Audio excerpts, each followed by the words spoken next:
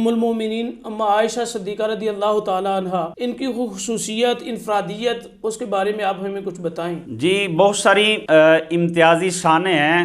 ام المومنین حضرت سیدتنا عائشہ صدیقہ رضی اللہ تعالی عنہا کی۔ آپ خود ارشاد فرماتی ہیں کہ مجھے بہت سارے امور میں امتیازی شان حاصل ہے،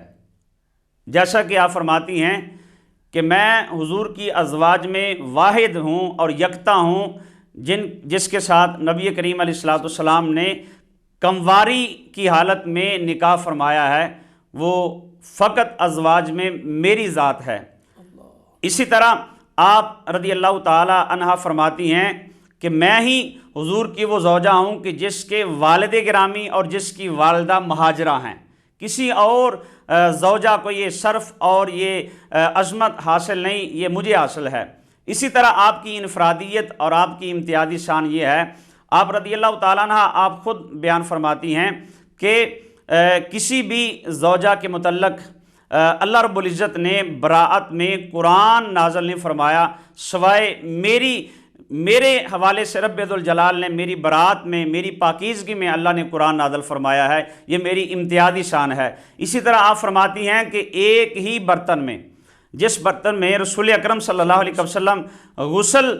فرمایا کرتے پانی لے کر، اسی برتن سے میں بھی غسل فرمایا کرتی تھی، یہ میری امتیازی شان ہے۔ اسی طرح سیدتنا عائشہ صدیقہ رضی اللہ تعالی عنہ فرماتی ہیں کہ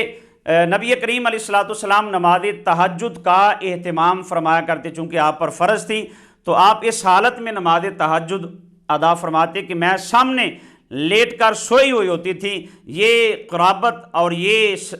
عزت اور یہ شرف جو ہے یہ کسی اور زوجہ کو حاصل نہیں، یہ صرف اللہ نے مجھے عطا فرمایا ہے۔ اسی طرح آپ کی امتیازی اور انفرادی شان یہ ہے، آپ رضی اللہ تعالیٰ عنہ خود ارشاد فرماتی ہیں کہ ازواج مطہرات میں سے کسی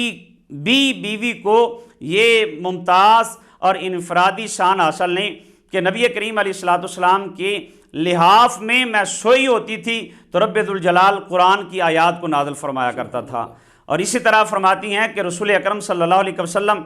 میری گود میں تھے جب آپ کا وصال ہوا، تو یہ بھی امتیازی شان مجھے حاصل ہے کہ میری گود میں رسول اکرم صلی اللہ علیہ وسلم نے وصال فرمایا ہے۔ اور اسی طرح آپ فرماتی ہیں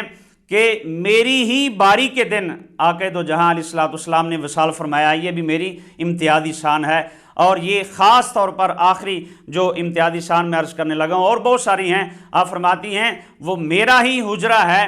جس میں رسول اکرم صلی اللہ علیہ وسلم کو دفن کیا گیا ہے، یعنی آپ کی قبر اطہر اور قبر انور بھی میرے ہی حجرے پاک میں بنائی گئی۔ تو یہ وہ حجرہ ہے جس کے بارے میں محدثین کرام کی یہ آراء ہے بڑے واضح طور پر کہ جس میں مصطفیٰ صلی اللہ علیہ وسلم کو لگنے والا مٹی کا حصہ ہے، زمین کا ٹکڑا ہے، وہ کل کائنات کے زمین کے ٹکڑوں سے اعلیٰ اور افضل ترین ہے، حتیٰ کہ کعبۃ اللہ سے بھی افضل ہے اور رب کے عرش سے بھی افضل ہے۔ یعنی یہ حجرہ عائشہ کی عظمت ہے کہ یہ رب کے عرش سے بھی اعلیٰ بن گیا ہے۔ ماشاءاللہ ماشاءاللہ۔